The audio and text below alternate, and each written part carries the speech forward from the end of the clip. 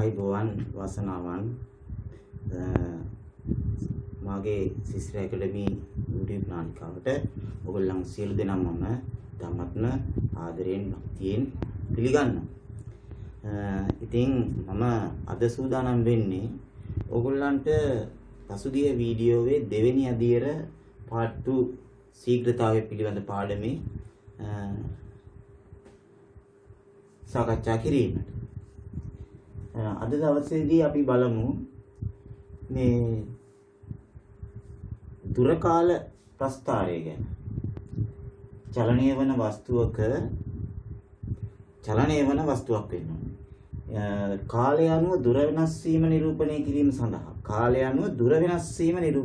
සඳහා තමයි මේ දුරකාල ප්‍රස්ථාරය අපි අඳින්නේ.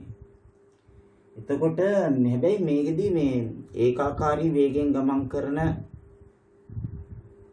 වස්තුන් පිළිබඳව තමයි සාකච්ඡා කරන්නේ. ඒකාකාරී වේගයෙන් මේ වක්‍රය අඳිනකොට ප්‍රස්ථාරය අඳිනකොට x අක්ෂය සඳහා අපි කාලය යොදා ගන්නවා, y අක්ෂය සඳහා දුර යොදා ගන්නවා. ඒ කියන්නේ අක්ෂ දෙක මෙන්න මෙහෙමනම් මේ x අක්ෂයට අපි ගන්නේ කාලය. මේ y අක්ෂයට අපි ගන්නේ දුර. ඒක මීටර වෙන්න පුළුවන්, කිලෝමීටර වෙන්න පුළුවන්. මේ පැත්තට කාලේ තප්පර වෙන්න පුළුවන්, මිනිත්තු වෙන්න පුළුවන්, පැය වෙන්න පුළුවන්. මේ ආදි වශයෙන් දුර කාල ප්‍රස්ථාරයක් අපි අඳින්න සූදානම්. එහෙනම් අපි මේ ගැන වැඩි දුරටත් කතා කිරීම සඳහා අපි ගානක් තෝරගමු.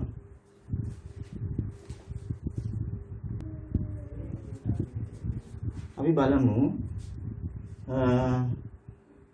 ඒකාකාර වේගයෙන් ගමන් ගන්නා මෝටර රථයක් ගමන් කළ දුර හා ගත වූ කාලය පිළිබඳව වගුවක් දීලා තියෙනවා. ඒතර මේ වගුව බලන්න කාලය දීලා තියෙන්නේ පැය වලින්, දුර දීලා තියෙන්නේ කිලෝමීටර වලින්. පැය බිඳුවේදී කාලය දුරත් බිඳුවයි. ඒ කියන්නේ තම ගමන ආරම්භ කරලා නැහැ. පැයක් යනකොට කිලෝමීටර් 60ක් ගිහිල්ලා තියෙනවා. පැය දෙකක් යනකොට කිලෝමීටර් 120යි. පැය තුනක් යනකොට කිලෝමීටර් 180යි. හතරක් යනකොට 240 ඔය විදිහට මේ වගුව සකස් වෙලා තියෙනවා.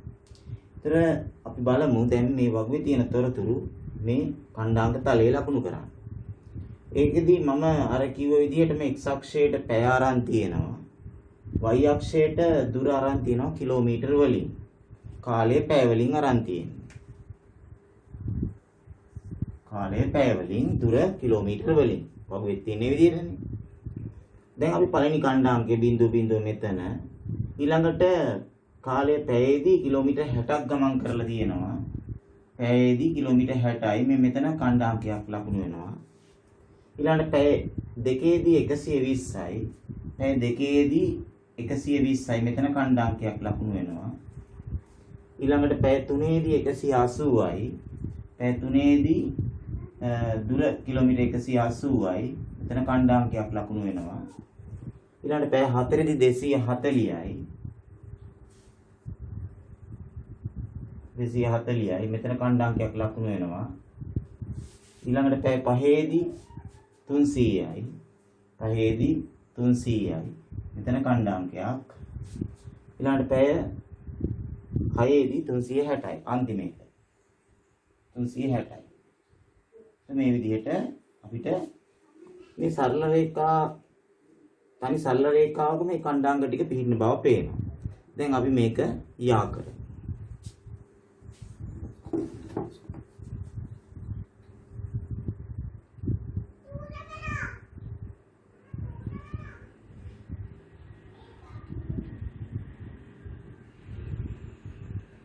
මේකට යා කරමු. දැන් ඊළඟට අපි බලමු. ඔයගොල්ලෝ දන්නවද සූත්‍රයක් දන්නව නේද? මොකක්ද අර වේගය සම්බන්ධයෙන් කලින් උගන්වන්නේ? වේගය සමානයි මොකද්ද? සූත්‍රයක් තිබ්බේ මතකද? ඔව්. වේගය සමානයි දුර බෙදීම කාලය. අපි බලමු මේ සරල රේඛාවේ අවස්ථා කීපයක් අරගෙන එක අවස්ථාවක් ගමුකෝ. අපි මේ මිනිත්තු 60න් පටන් ගන්න මේ දුර කිලෝමීටර් 60න් පටන් ගන්න අවස්ථාවක්. ඔන්න ඔහම තුන්වෙනි පැයේදී මේ වගේ අවස්ථාවක් ගමුකෝ. ඉතින් බලන්න මෙතන ගමන් කරලා තියෙන දුර කොච්චරද? 60 ඉඳලා 180ට. මෙතන තියෙනවා කිලෝමීටර් 160යි 160 ඉඳලා මෙතනට 60යි තව 60යි 120ක් තියෙනවා මෙතන කිලෝමීටර්. කිලෝමීටර් 120ක්. ඉතින් මෙතන කාලය බලන්න මේ ටික. ඒ සඳහා කාලය වෙනවා පැය 1 ඉඳලා 2ට පැයයි 3ට පැයයි. ඒතර පැය දෙකක් වෙනවා. පැය දෙකක් වෙනවා. හරිද? එතකොට බලන්න දුර 120යි එතන කාලය ගිහිල්ලා තියෙන්නේ පැය දෙක.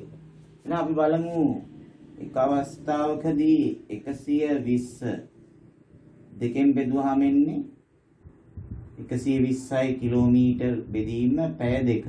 එතකොට අපිට 60ක් එනවා. පැයට කිලෝමීටර්. හරි. අපි තව අවස්ථාවක් ගමුකෝ. මෙතනින් ගමුකෝ. මෙහෙම ගත්තාම මේ දුර කොච්චරද බලන්න මෙතෙන්ලා මෙතනට දුර. එතන 180 තියෙන්නේ. 180 ඉඳලා 360ට. 180 මෙතන 360 මෙතන. එතකොට 60යි 120යි 180. එතන මෙතෙන්ලා මෙතනට කිලෝමීටර් 180. මේ දුර කිලෝමීටර් 180. කාලය පොඩ්ඩක් බලමු අපි. මෙතෙන්ලා මෙතනට කාලය කොච්චරද මෙතෙන්ලා මෙතනට? පැයයි 2යි 3යි. මෙතෙන්ලා මෙතනට පැය 3යි. කාලය පැය 3යි. දැන් බලමු 180 3ෙන් බෙදලා.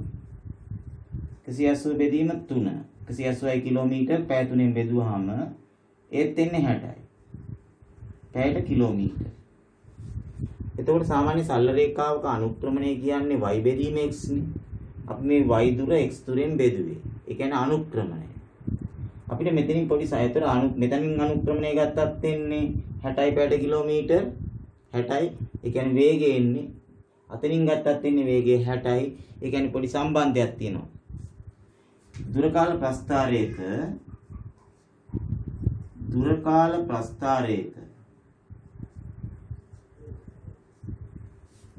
ප්‍රස්ථාරයක අනුක්‍රමණය සමාන වෙනවා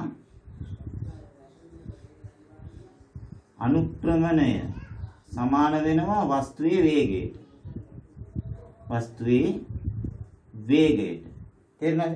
දුරකාල ප්‍රස්ථාරයක අනුක්‍රමණය සමාන වෙනවා ඒ වස්තුවේ වේගයට. ඒක සම්බන්ධයක්. දැන් තේරුණාද? දුරකාල ප්‍රස්ථාරයක අනුක්‍රමණය කියන්නේ වස්තුවේ වේගයට. ඒ වගේම ඒකාකාර වේගයෙන් ගමන් ගන්නා යතුරු පැදියක් හෝ මෝටර රථයක් හෝ මොකක් හරි ඒකාකාර වේගයෙන් ගමන් කරනවා නම් අපිට අපිට ලැබෙන්නේ ප්‍රස්ථාරයේ සරල රේඛාවක් මේ වගේ. පැහැදිලිද?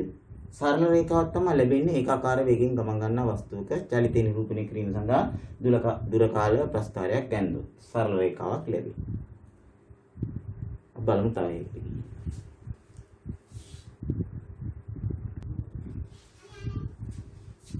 දැන් බලන්න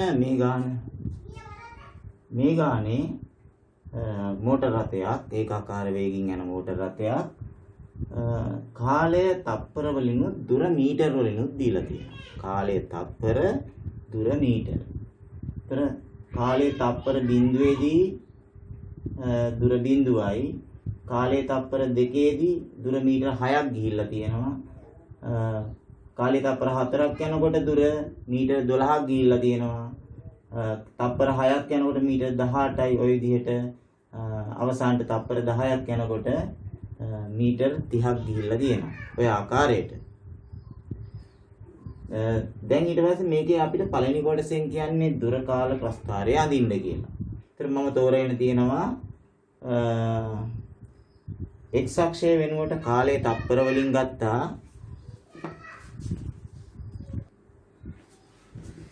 x අක්ෂය වෙනුවට කාලය තප්පර වලින් අරන් තියෙනවා. y අක්ෂය වෙනුවට දුර මීටර වලින් අරන් තියෙනවා. දැන් අපි කණ්ඩාංක ලකුණු කරමු මේ සැරේ.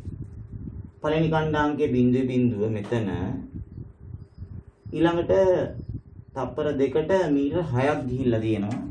තප්පර 2ට මීටර 6ක් ගිහිල්ලා තියෙනවා. මෙතන තමයි අපේ පළවෙනි කණ්ඩාංකය.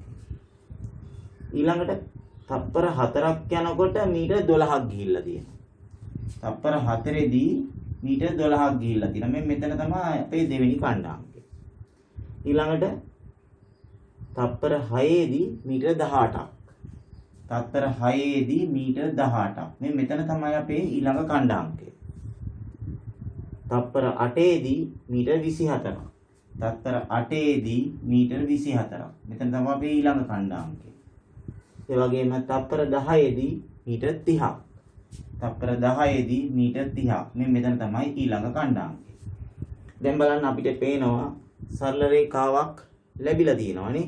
අපි බලමු මේක යා කරලා.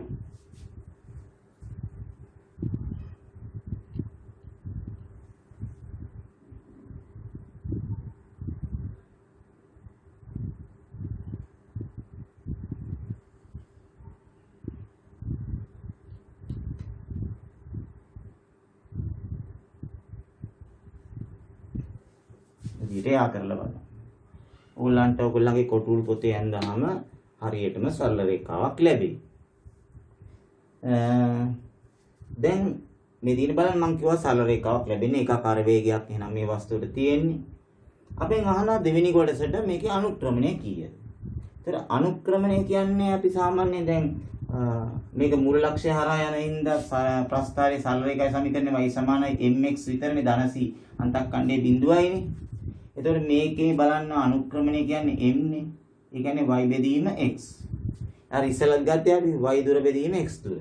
එතකොට මේකේ අපි මෙහෙම ත්‍රිකෝණ හදාගන්න ඕනේ සම්පූර්ණයෙන්ම මෙතන ලොකු ත්‍රිකෝණයම අරගෙන අපිට මේ වැඩේ කරගන්නත් පුළුවන්. එතකොට බලන්න මෙන්න මේ දුර කීයද? මෙතනලා මෙතනට මේ දුර ඇවිල්ලා මීටර් 30යි නේ.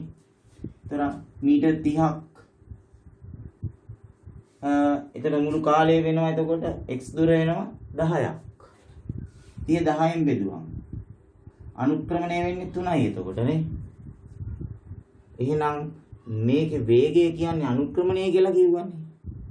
වේගය කියන්නේ අනුක්‍රමණය. එහෙනම් අපේ මේ සරල මේ කියන්නේ මේ ආකාරي වේගෙන් යන මේ වස්තුවේ අපිට මෝටර රථයක් කියලා.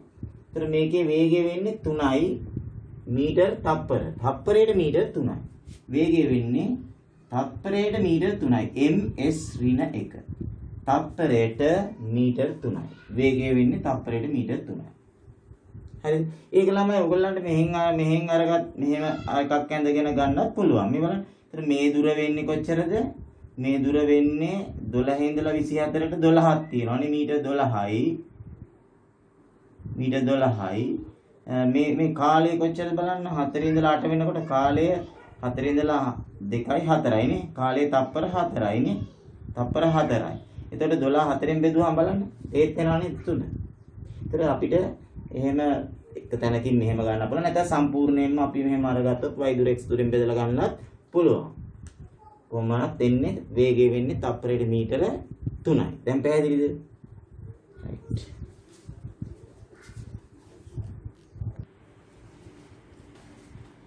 දැන් අපි බලමු දැන් වගුවක් දීලා නැහැ මේ ගානේ. ඒගොල්ලෝ පොඩි විස්තරයක් දීලා. අපිට තියෙන්නේ මේකේ දුර කාල ප්‍රස්ථාරයක් ඇඳලා අහන ප්‍රශ්න වගේක් තියෙනවා. ඒකට උත්තර දෙන්න. බලන්න මේකේ කියලා තියෙන කාරණා මගී ප්‍රවාහන බස් රථයක් ගමන ආරම්භයේ සිට ඒකාකාර වේගයෙන් පැය දෙකක් තුල කිලෝමීටර් 60ක් යනවා. පැය දෙකකදී කිලෝමීටර් 60ක් යනවා. කියන්නේ මුල් පැය දෙකේදී කිලෝමීටර් 60ක් යනවා. ඉන්පසු පැය දෙකක් තුල කිලෝමීටර් 40ක් යනවා. ඒ කියන්නේ ඊළඟ පැය දෙකේදී යා කිලෝමීටර් 40ක් යනවා. එහෙම ගිහිල්ලා ගමනාන්තයට ළඟා වෙනවා. ආයි කිව්වොත් එහෙම මුල් පැය දෙකේදී කිලෝමීටර් 60ක් යනවා. ඊට එතන ඉඳලා ඊළඟ පැය දෙකේදී තව කිලෝමීටර් 40ක් යනවා. බස් රථයේ චලනය ඒකේ දුර කාල ප්‍රස්ථාරයක දක්වන්න කියලා. එහෙනම් දැන් බලමු අපි මේ කියන විදිහට මුල් පැය දෙකේදී කාලයේ පැය වලින් අරන් තියෙනවා. මේ පැත්තේ දුර කිලෝමීටර වලින් මුල් පැය දෙකක් තුල යනවලු කිලෝමීටර් 60ක්. ඒතර බලන්න මේ පැය දෙකේදී කිලෝමීටර් 60ක් යනවා. මේ පළවෙනි ඛණ්ඩාංකය මෙතන ලකුණු වෙනවා. ඊළඟට කියනවා ඊළඟ පැය දෙකේදී කිලෝමීටර් 40ක් යනවා. ඒ කියන්නේ මෙන්න මේ ඊළඟ පැය දෙක. දෙවෙනි පැයේ ඉඳලා හතරවෙනි පැය යනකොට පැය දෙකක් තියෙනවා. මේ පැය දෙකේදී කිලෝමීටර් 40ක් යනවලු. ඒ කියන්නේ මෙතන ඉඳලා 40ක් කියන්නේ 100ට නේද? 60 ඉඳලා තව 40ක් එකතු වුණාම 100. ඊළඟ ඛණ්ඩාංකය පැය 4ට 100යි. දැන් පැහැදිලිද? මුල් පැය දෙකේදී 60ක් ගිහිල්ලා තියෙනවා. ඊළඟ පැය දෙකේදී 40ක් ගිහිල්ලා තියෙනවා. 60 ඉඳලා 100ට 40යි.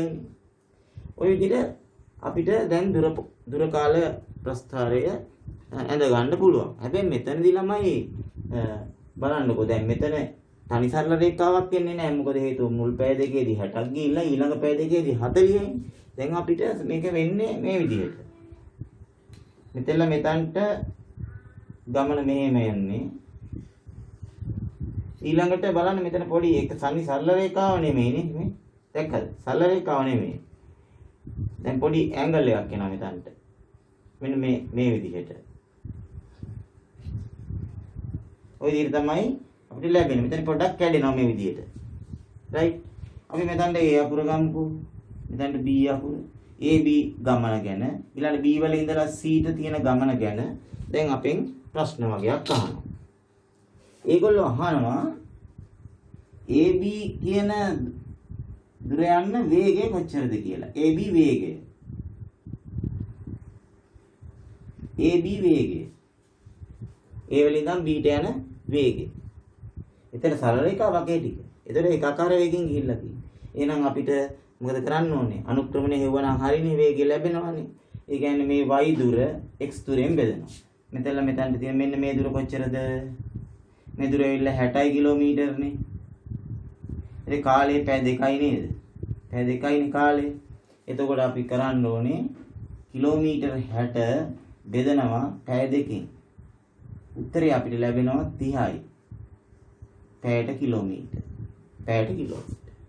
පැහැදිලිද? ඊළඟට ඊළඟ ප්‍රශ්නය අහනවා BC වල වේගය. BC වේගය. ඒත් අපි එනම් මේ ගමනේ වේගය හොයන්න නම් ඒකේ අනුක්‍රමණය හොයන්න එපා. හරි ඉස්සෙල්ලා. මතකද? ඒත් අපි එතනදී මෙහෙම ඍජු කෝණී ත්‍රිකෝණයක් හදාගත්තොත් මේ දුරයි මේ කාලයයි අපිට ලබා ගන්න බැරිද? පුළුවන් නේද? ඒත් මෙතන ඉඳලා මෙතනට කියන්නේ 60 ඉඳලා 100ට කිලෝමීටර් 40ක් මේ දුර. කිලෝමීටර් 40යි. ඒත් මෙතන කාලය කොච්චරද? 2 ඉඳලා 4 වෙනකල්. කාලය පැය 2යිනේ. ඒත් 40 බෙදීම 2. කිලෝමීටර් 40 පැය 2කින් තමයි බෙදන්නේ. එතකොට උත්තරය 20යි පැයට කිලෝමීටර්. ඒ කියන්නේ මෙතන ඉඳලා මෙතනට ගිහිල්ලා තියෙන පැයට කිලෝමීටර් 30ක වේගයෙන් මෙතනලා මෙතනට ගිහිල්ලා තියෙන පැයට කිලෝමීටර 20ක වේගයෙන්. මට කියනවාද මේ ගමනේ මුළු දුර. මේ ගමනේ මුළු දුර කොච්චරද? ඒ කියන්නේ සම්පූර්ණ මුළු ගමනේම දුර 60 40 100යි නේ. 60 40 100 කිලෝමීටර 100.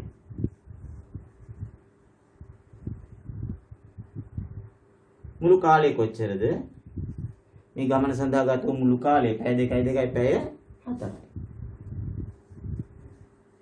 මුළු කාලය පැය 4යි නේ. මට කියනවද ගමනේ මුළු දුර මුළු කාලයෙන් බෙදුවාම එන්නේ මොකද්ද? අපි හිතමු මේක බෙදුවයි කියලා. ගමනේ මුළු දුර මුළු කාලයෙන් බෙදුවාම එන්නේ මොකද්ද? මම ඔයගොල්ලන්ට කලින් වීඩියෝ එකේ කියලා දුන්න දේ හරියට බැලුවා නම් දැන් තප්පර ගානේ උත්තරේ. මුළු දුර මුළු කාලයෙන් බෙදුවාම එන්නේ මධ්‍යක වේගය. මතකද? මධ්‍යක වේගය. එහෙනම් මධ්‍යක වේගය. අපේ ඊළඟ ප්‍රශ්නේ තමයි මධ්‍යක වේගය කියන්නේ කීයද කියලා. එහෙනම් මුළු දුර මුළු කාලයෙන් බෙදනවා. ඒ කියන්නේ 104න් බෙදුවාම උත්තරය පැයට කිලෝමීටර කීයද? 25යි. ගමනේ මධ්‍යක වේගය. මුල් ගමන පැයට කිලෝමීටර 30ක ගියාට ඊළඟ ටික පැයට කිලෝමීටර 20ක වේගයෙන් ගියාට සමස්ත ගමන ගත්තොත් එහෙම මධ්‍යක වේගය කොච්චරද? පැයට කිලෝමීටර 25යි. ඔන්න ඔකයි අර එදා සාකච්ඡා කරේ මධ්‍යක වේගය අත දැක්වුවා එදා.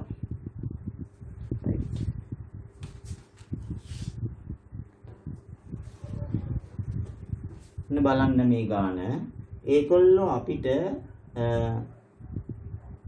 දුර කාල ප්‍රස්ථාරයක් ඇඳලා දීලා තියෙනවා. එතකොට මේ ප්‍රස්ථාරය හොඳට නිරීක්ෂණය කරලා ඒකේ තියෙන තොරතුරු දිහා බලලා අපෙන් ප්‍රශ්න වලක් අහනවා. අපි ඉස්සෙල්ලා ප්‍රශ්න වල අහන්න ඉස්සෙල්ලා මේ ප්‍රස්ථාරය පොඩ්ඩක් බලමු. හොඳට බලන්න මේ කාලය දීලා තියෙන්නේ මිනිත්තු වලින්. හැබැයි දුර තියෙන්නේ කිලෝමීටර් වලින්. සාමාන්‍ය වේගය වගේ ඒවා ගන්න මිනිත්තුවට කිලෝමීටර එහෙම නෙමෙයිනේ අපි හදන්නේ පැයට කිලෝමීටර කියලා.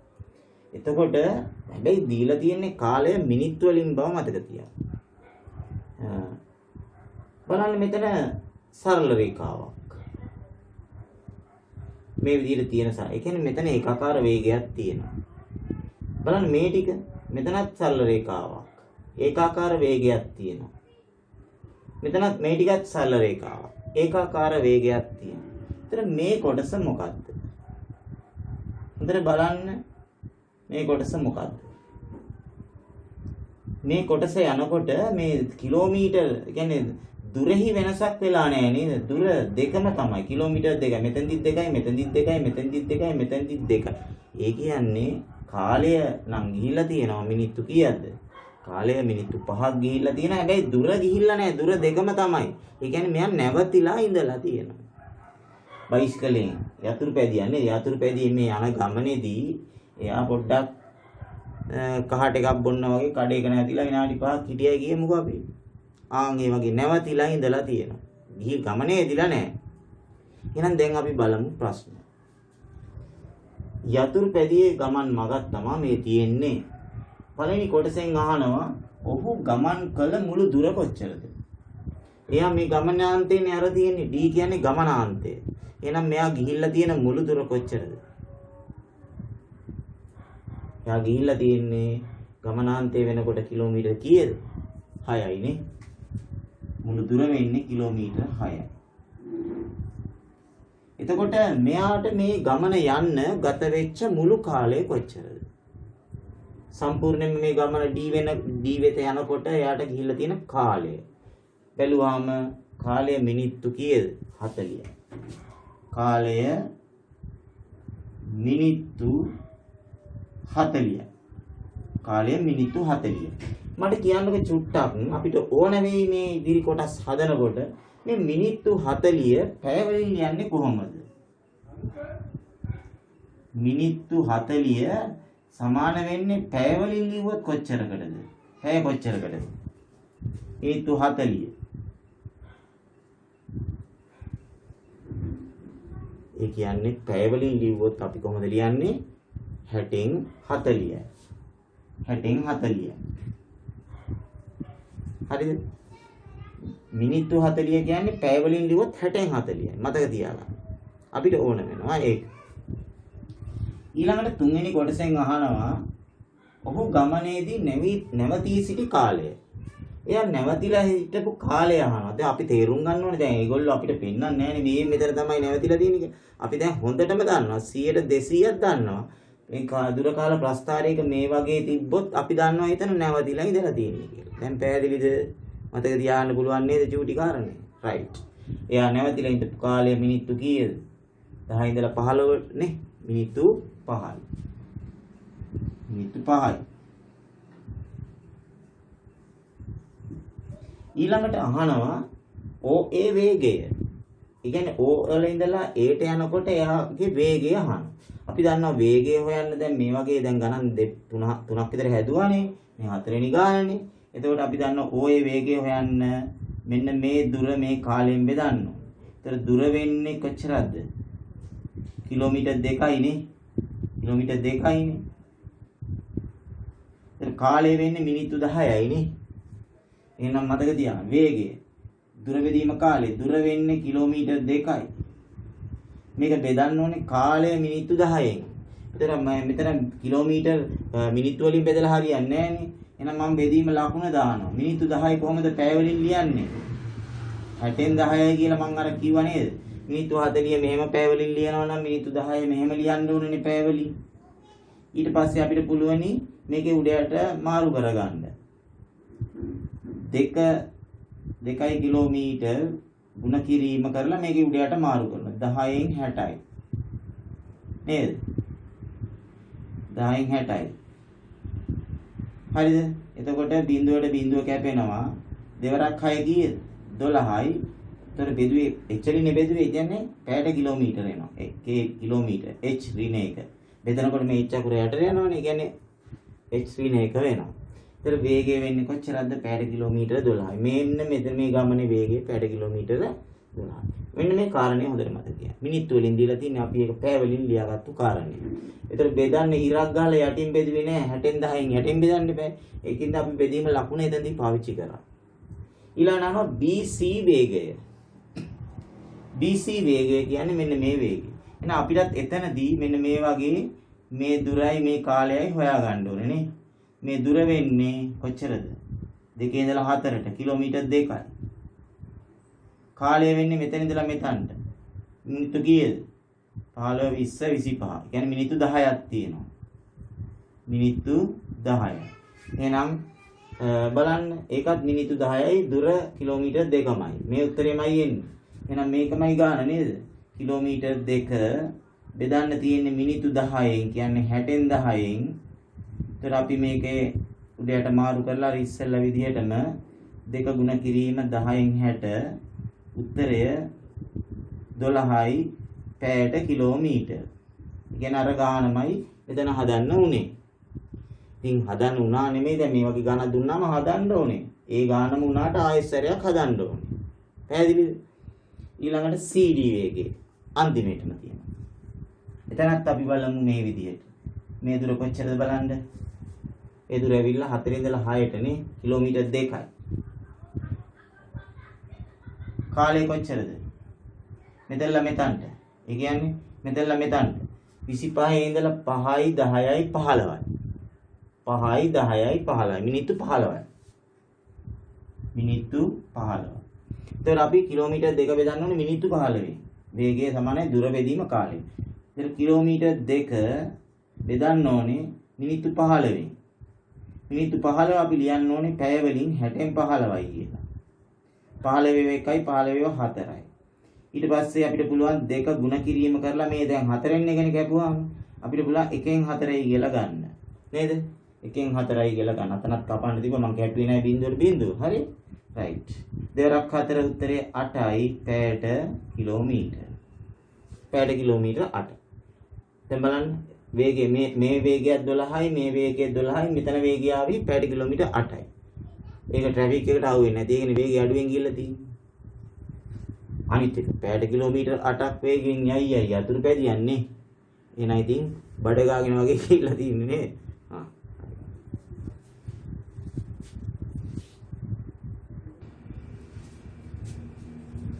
ඊළඟට අපි බලමු මේ පාඩමේ අවසාන කොටස තියෙනවා පරිමාව හා කාලය කියලා.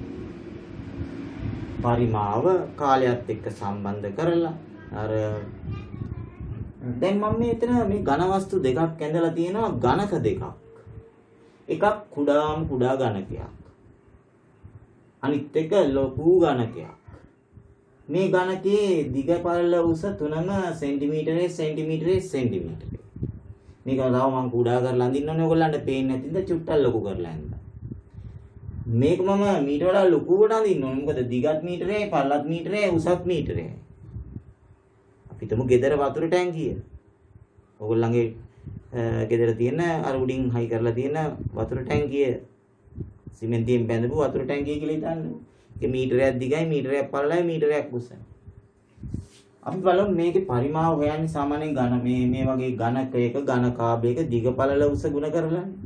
එහෙනම් අපි සෙන්ටිමීටර් 1 සෙන්ටිමීටර් 1 සෙන්ටිමීටර් 1 ගුණ කළාම එක්වරක් 1 1යි එක්වරක් 1 1යි ඝන සෙන්ටිමීටර් කියලා ලැබෙනවා. හරිද? ඝන සෙන්ටිමීටර් 1යි. අපි හිතමු ඇත්තටම සෙන්ටිමීටර් 1 සෙන්ටිමීටර් 1 සෙන්ටිමීටර් 1 මැනලම මේ වගේ චූටි ඝනකයක් අපි හැදුවා කියලා ඇතුළ හිස්. මේක ඇතුළට මට කොච්චරක් දියර දාන්න පුළුවන්ද? මම මේක ඇතුළට මෙහෙම අපි දියර වැක්කෙරුවොත් මේක ඇතුළට කොච්චරක් දියර දාන්න පුළුවන්ද මේ ඝනකයට? හරියටම දාන්න පුළුවන් ළමයි සෙන්ටිමීටරේ කියන්නේ ඔයගොල්ලෝ දන්නවනේ තාම කුඩා ඒකකයක් නේද? චූටි. ඒකට දාන්න පුළුවන් වෙන්නේ 1 මිලිලීටර් එකක්. මතක තියාගන්න. මිලිලීටර් 1යි. එතකොට මේකේ පරිමාව ඝන සෙන්ටිමීටර් 1යි. එහෙනම් අපිට එනවා සම්බන්ධයක් ඝන සෙන්ටිමීටර් එකක් සමාන වෙන්නේ මිලිලීටර් එකකට. 1 ඝන සෙන්ටිමීටර් එකක් සමාන වෙන්නේ 1 මිලිලීටර් එකකට. එතකොට මේක අපිට ඉතාමත්ම වැදගත් සම්බන්ධයක්. දැන් ඊට පස්සේ අපි දැන් ගණන් හදනවා. එතකොට අපිට මේ සම්බන්ධය ඕන වෙනවා. හරිද? ඊළඟ මේකත් ඕන වෙනවා. දැන් මේකේ පරිමාව කියන්නේ දිගයි පළලයි උසයි ගුණ කරාමනේ. ඒ කියන්නේ සමානයි 1 මීටර ගුණ කිරීම 1 මීටර ගුණ කිරීම 1 මීටර. එතකොට එතන එන්නේ එක්වරක් 1 1 එක්වරක් 1 1යි ඝන මීටර 1යි. අපිට ඝන මීටර එකක් ලැබෙනවා. ඒ කියන්නේ දිගයි පළලයි උසයි මීටරේ දිනනවා නම් ඒකේ පරිමාව ඝන මීටර 1යි. අපි දැන් මේක පොඩ්ඩක් කටියක් එහාට පොඩ්ඩක් හදාගෙන යන්කෝ. මම ලියනවා මීටර 1 සෙන්ටිමීටර වලින් ලියනවා 100යි. මේ මීටර එකත් මම සෙන්ටිමීටර වලින් ලියනවා 100යි. මේ මීටර එකත් මම සෙන්ටිමීටර වලින් ලියනවා 100යි. එතකොට සෙන්ටිමීටර 100යි සෙන්ටිමීටර 100යි සෙන්ටිමීටර 100යි. මේ තුන ගුණ කරාම 0.2යි. ඔක්කොම 0.6ක් යනවා. ඒ කියන්නේ 1.6ක්. ඝන සෙන්ටිමීටර වලින් ගත්තොත් 1.6ක්. ඒ කියන්නේ 1 මිලියන 1යි. අපි දන්නවා දැන් මේ සම්බන්ධයට අනුව 1 ඝන සෙන්ටිමීටරයක් කියන්නේ 1 මිලිලීටරේ නම් ඝන සෙන්ටිමීටර 5ක් කියන්නේ මිලිලීටර් 5යි. එහෙනම් ඝන සෙන්ටිමීටර මිලියනයක් කියන්නේ මිලිලීටරුත් මිලියනයක්. අපිට මේක ලියා ගන්න පුළුවන් එතකොට මිලිලීටර් ඝන සෙන්ටිමීටර වෙනුවට ලියන්න පුළුවන් මිලිලීටර්. මිලිලීටරුත් මිලියනයක්. හරිද? මට කියන්න දැන් මිලිලීටර වලින් උත්තරයක් ලැබිලා කියනවා. ඔයගොල්ලෝ අර ගෙදර තියෙන වතුර බෝතල් වල ගහලා තියෙනව නේද? ලීටර් එකේ බෝතලයක් ගත්තොත් ලීටර් එකක් කියන්නේ මිලිලීටර කීයක්ද? ලීටර් එකක් කියන්නේ මිලිලීටර කීයක්ද? 1000ක් නේ. එහෙනම් මම මේක 1000න් බෙදුවොත් ලීටර් බවට පත් කරගන්න පුළුවන්. මේකේ 1000න් බෙදුවොත් බිංදු කීයක් කැපිලා යනවද? මේක 1000න් බෙදුවොත් බිංදු 3ක් කැපිලා යනවනේ. 10ට බිංදු 3යිනේ. එහෙනම් බිංදු 3ක් කැපුණාම උත්තරේ මොකද්ද? මේ බිංදු 3 කැපුණොත් උත්තරේ 1000යි. මම මේක 1000න් බෙදලා ලීටර් බවට පත් කරා. එහෙනම් මතක තියාගන්න ගෙදර වතුර ටැංකියේ දිගයි පළලයි උසයි මීටරේ තියෙනවා නම් ඒක ඇතුළට දාන්න පුළුවන් ලීටර් 1000යි කියලා. ඒ කියන්නේ එහෙනම් අපිට සම්බන්ධයක් ලැබෙනවා 1 ඝන මීටර් එකක්. අපි මෙතනින් ලියමු. 1 ඝන මීටර් එකක් සමාන වෙන්නේ ලීටර් 1000ට. 1 ඝන මීටර එකක් සමාන වෙන්නේ ලීටර් 1000ට. එහෙනම් බලන්න මම මේ ඔයගොල්ලන්ට කියලා දුන්නේ ඉතාමත්ම වැදගත් සම්බන්ධයක්. මේ 10 ශ්‍රේණියනේ නේද? මේක 11ටත් හරි වැදගත් ඈ. හොඳට මතක තියාගන්න. මේවා හරි වැදගත්. 11 වසරේදී ඔයගොල්ලන්ට මේ වගේ සුළු තැන් කියලා දෙන්න අපි නම් කියලා දෙනවා. නමුත් මේ පාඩම් වල වෙන් කරලා නැහැ කාලයක්. ඒව ගණන් හදනකොට පාවිච්චි කරනවා පමණයි. හරිද? ඒතර 11 වසරේ අවුරුද්දේ. ඒකින්ද මේව මතක තියාගන්න හොඳට කවුරුවත් ඉගෙනුවේ නැහැ කියලා එහෙම කියන්න එපා. මම දැන් උගන්වලා තියෙන්නේ. හරිද? රයිට්.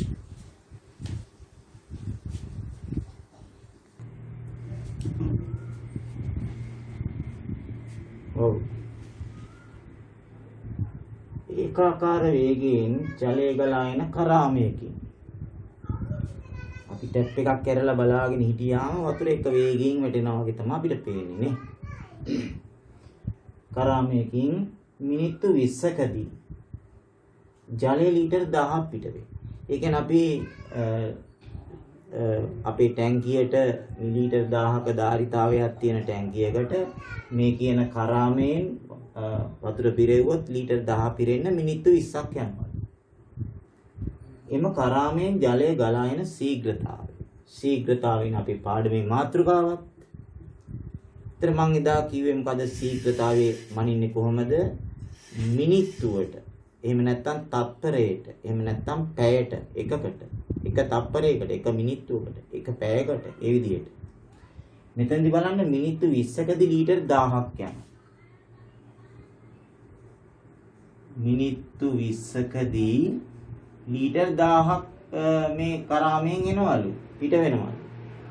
එහෙනම් අපිට පුළුවන් මිනිත්තු එකකදී කොච්චරක් මේ කරාමෙන් පිට වෙනවද කියලා. එක මිනිත්තුවකදී මොකද කරන්න ඕනේ?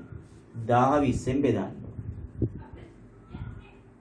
1000 20ෙන් බෙදුවාම කීයද? 50යි නේ. ලීටර් 50යි. එක මිනිත්තුවකදී ලීටර් 50ක් පිට වෙනවා. ලොකු කරාමයක් වෙන්න ඕනේ නේ. එම නිසා ශීඝ්‍රතාව තමයි මේ ආවේ. එක මිනිත්තුවයිනේ. ඒ කාලයේ ඒකක කාලයකට තමයි අපි හොයන්නේ. එතකොට උත්තරේ ශීඝ්‍රතාවය 50යි. මිනිත්තුවට ලීටර MIN-1 මිනිත්තුවට ලීටර් 50යි. මෙන්න මේක තමයි ශීඝ්‍රතාවය. හරිම පාසි. හරිම ලේසි. කිරි කජු වගේ. කාලා තියෙන කිරි කජු. ඊළඟ දවසේ ගේනම්කෝ. ටැංකියේ පරිමාව. දැන් බලන්න මෙතන මම මේ තව ගානක්. හොඳේ. මේ වෙන ගානක්.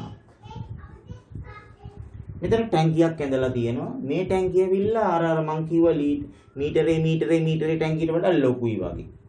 මීටර් 3ක් දිගයි, මීටර් 2ක් පළලයි, මීටර් 1.5ක් උසයි. ඒකට විශාල ටැංකියක්. ඒ ටැංකියේ පරිමාව අහනවා. එහෙනම් ඉතින් දිගයි පළලයි උසයි ගුණ කරන්නනේ තියෙන්නේ. ගුණ කරමු. ඔක්කොම මීටර වලින්නේ 3 ගුණ කිරීම 2 ගුණ කිරීම 1.5යි ඝන මීටර වලින් උත්තරේ එනවා. ඔක්කොම මීටරනේ තියෙන්නේ. ඝන මීටර වලින් උත්තරේ. 1.5 2ක් කීයද? 1.5 2ක් 3යිනේ. ඒක 3 වරක් 3 කීයද? 9යි. මම මෙතනින් දාන්න. උත්තරය 9යි ඝන මීටර. උත්තරේ ඝන මීටර 9යි. හරි. දැන් අහනවා එම පරිමාව ලීටර් කීයද? ඒ පරිමාව ලීටර් කීයද?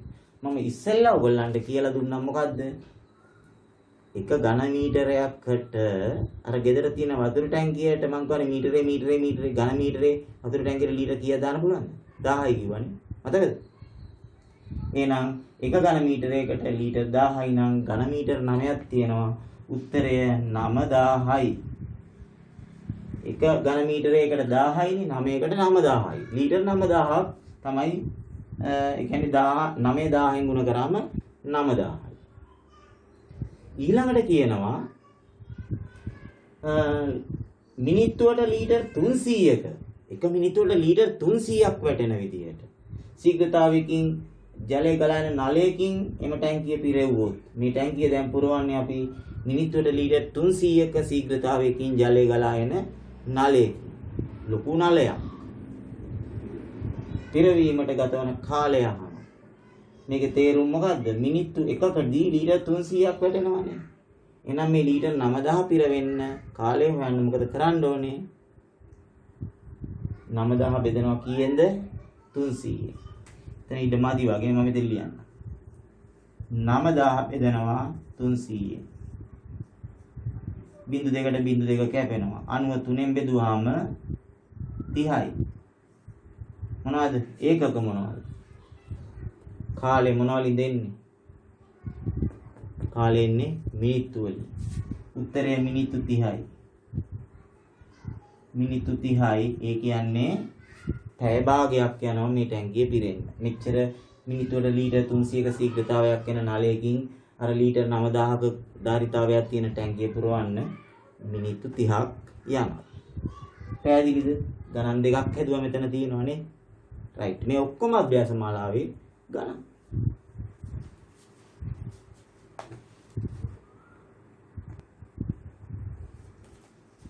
හොඳයි බලන්න. දැන් මෙතන ටැංකියක් තියෙනවා. මේ ටැංකියේ දිග පළල උස දීලා තියෙන ළමයි සෙන්ටිමීටර වලින්. දිග සෙන්ටිමීටර 80යි, පළල සෙන්ටිමීටර 60යි, උස සෙන්ටිමීටර 40යි. අපෙන් අහනවා පරිමාව. ඉතින් ඝන කාභයක් නෙමේක.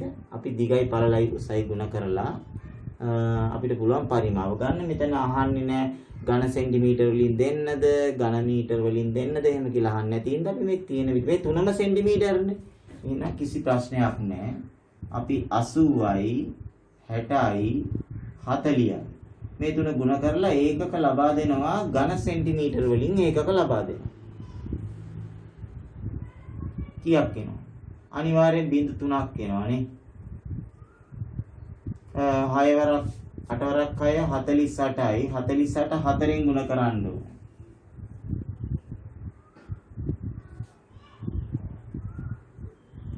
ඔන්න ඝන සෙන්ටිමීටර් ප්‍රමාණය. ඒක ඝන සෙන්ටිමීටර් හින්දා විශාල සංඛ්‍යාවක් පෙන්නනවානේ. ඊළඟට අහනවා දෙවෙනි කොටසේ මේ පරිමාව ලීටර් වලින් දක්වන්න.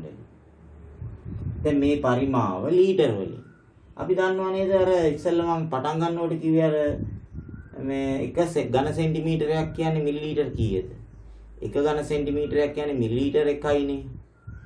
එහෙනම් මෙතන ඝන සෙන්ටිමීටර් මේක කියවන්නේ 1,92,000යි එහෙම නැත්නම් 192,000යි. සම්මත විදියට කියවනවා නම් ඒකක කලාපේ දහස් කලාපෙට 192යිනේ. ඒතකොට 192,000යි ඒ සම්මත විදියට කියවනවා නම් ඒතර මිලිලීටරුත් එම ප්‍රමාණයමයි. ඒ කියන්නේ 192.3යි මිලිලීටර්. හරිද? දැන් එතකොට දැන් මට මේක ලීටර් කීයද කියලා නේ අහන්නේ. එහෙනම් මම මේක 1000න් බෙදන්න ඕනේ. මේක 1000න් බෙදුවාම 192.3 මම 1000න් බෙදුවොත් මට මේක ලීටර් වලට පත් කරගන්න පුළුවන් නේ. 0.3ට 0.3 කැපෙනවා. අර ඉස්සෙල්ලා මම එහෙම බෙදාලා පෙන්නන්නේ නැතුව 0.3ක් අයින් කරලා 192යි කියලා ලියුවේ. ආන් ඒ වගේ. උත්තරය 192යි ලීටර්. දැන් ඒ කියන්නේ මෙන්න මේ ටැංකියට දාන්න පුළුවන් ලීටර් කීයක්ද? 192ක්. ඒතර ලීටර් 192ක් දාන්න පුළුවන්. ඊළඟට අහනවා මෙහෙම. මේ ටැංකියට ජලය ගලා එනවලු ලීටර මිනිත්තුවට ලීටර් 6ක. කියන්නේ මේක ඇතුළට අපි 6යි MIN ඍණ එක. මිනිත්තුවට ලීටර් 6ක ශීඝ්‍රතාවයකින් මේකට ජලය පුරවන්න පටන් ගත්තොත් සම්පූර්ණයෙන් පිරෙන්න ගතවන කාලය කොච්චරද කියලා අහනවා. මේකේ පරිමාවාවේ ලීටර් 192යිනේ. එක මිනිත්තුවකදී ලීටර් 6ක් වැටෙනවානේ. මිනිත්තුවට ලීටර් 6 කියන්නේ එක මිනිත්තුවකදී ලීටර් 6ක් වැටෙනවා. එහෙනම් අපිට උත්තරේ ගන්න මොකද කරන්න පුළුවන්? 192 බෙදන්න ඕනි කීයෙන්ද? 6. එතකොට 19ට 6 වත් 3ක් 18 එකක් ඉතුරුයි 12ට 2යි. උත්තරය 32යි. මොනවද ඒකක? කාලය. අපිට එන්නේ උත්තරේ එන්නේ මිනිත්තු වලින්. මොකද අතන වැටෙන්නේ මිනිත්තුවට ලීටර් 6 ගානනේ. එහෙනම් අපිට උත්තරේ ලැබෙනවා මිනිත්තු 32යි කියලා. මිනිත්තු 32යි. තේරුණාද? එතකොට ළමයි මේ විදිහට තමයි ශීඝ්‍රතාවයේ පාඩම අවසන් වෙන්නේ. තේරුණාද? මම අද ගණන් ගොඩාක් හදලා ඔයගොල්ලන්ට පැහැදිලි කිරීම කරන්න උත්සාහ කරා. ඔයගොල්ලෝ පළවෙනි පාර සමහරලාට තේරුන්නේ නැත්නම් ඉතින් දෙවෙනි පාර බලන්න. එහෙම තමයි අපිත් ඉගෙන ගත්තේ. පැටි නැගිටින්න ඕන. හරි. මම බොහොම හිමින් කරේ ඔයගොල්ලන්ට තේරෙන විදිහට. ඉතින් මමත් උත්සාහ කරා ඔයගොල්ලන්ට කොහොම හරි මේක තේරුම් කරවන්න. ඉතින් අපි බලමු ඔයගොල්ලන්ට එකෙන් ප්‍රයෝජන ගන්න පුළුවන්ද කියලා. ඔව් මට ඉතින් ඒ ප්‍රයෝජනේ පේන්න කියන්නේ මගේ ඉදිරිපස නැති වුණාට ඔයගොල්ලන්ගේ දෙමව්පියන්ට පෙන්වන්න ඕ. ඒක ලොකු ජයග්‍රහණයක් මට ශක්තියක් වෙනවා. එහෙමනම් ළමයි අද මම පොඩි ඔයගොල්ලන්ගේ විනාඩියක කාලයක් ගන්නවා පොඩි කලකුණ සැලකීමක් කරන්න. මාගේ මේ YouTube නාලිකාව ගැන ආරංචි වෙලා බොහෝ දෙනෙක් මට ප්‍රශංසා කරා. ඒ වගේම තමයි අපි උදාහරණයක් වශයෙන් මම උගන්වන ආනන්ද බාලිකා ජාතික පාසලේ විදුහල්පතිතුමා සියලු පන්ති වලට මේක යොදවුවා. ඒ වගේම පොළොන්නරු රාජකීය මධ්‍ය මහාවිද්‍යාලයේ 10 11 සියලුම පන්ති වලට මේ වීඩියෝස් ඒ විදුහල්පතිවරයා දැම්මා. ඒ වගේම සේවමුක්ත අර එගොඩපත්තු පැත්තෙන් ගත්තොත් එහෙම විලයාය අසේලපුරයි වගේ ඉස්කෝල ගොඩාක්. ඒතකොට හිඟුරක්ගොඩ කලාපේ අපේ තීක්ෂණ සර් අමතක කරන්නම බෑ. තීක්ෂණ සර් ඒ හිඟුරක්ගොඩ කලාපේ LMS එකටත් දැම්මා මේ ලින්ක් එක. ඒ වගේම හිඟුරක්ගොඩ කලාපේ සියලු පාසල් වලට ලබා දුන්නා මේ ලින්ක් එක. ඒ වගේ ඒ සියලු දෙනාම මම ඉතාමත්ම ආදරයෙන් මේ අවස්ථාවේ මතක් කරනවා. මට මේගොල්ලන්ට කියන්න වෙන විදිහක් නැහැ. මේ වීඩියෝස් වලින් තමයි කියන්න වෙන්නේ. ඒකින්ද මම අද මේ තප්පර ගාන මම ඒ සඳහා යොදා ගන්නවා. එහෙනම් අලුතෙන් මගේ මේ සිසිර ඇකඩමි YouTube channel එකට සම්බන්ධ වුණ කෙනෙක් ඉන්නවා නම් ඒ අය මට කරන උපහාරයක් ලෙස රතු පාට subscribe button එක ඔබලා bell icon එකට all දෙන්න. එතකොට මගේ ඊළඟ වීඩියෝස් ඔයගොල්ලන්ට එසනින් බලා ගන්න පුළුවන් වෙයි. එහෙමනම් සියලු දෙනාටම සුබ අනාගතයක්ම ප්‍රාර්ථනා කරමින් මම ඔයගොල්ලන්ගෙන් අද සමුගන්නවා. ආයුබෝවන්.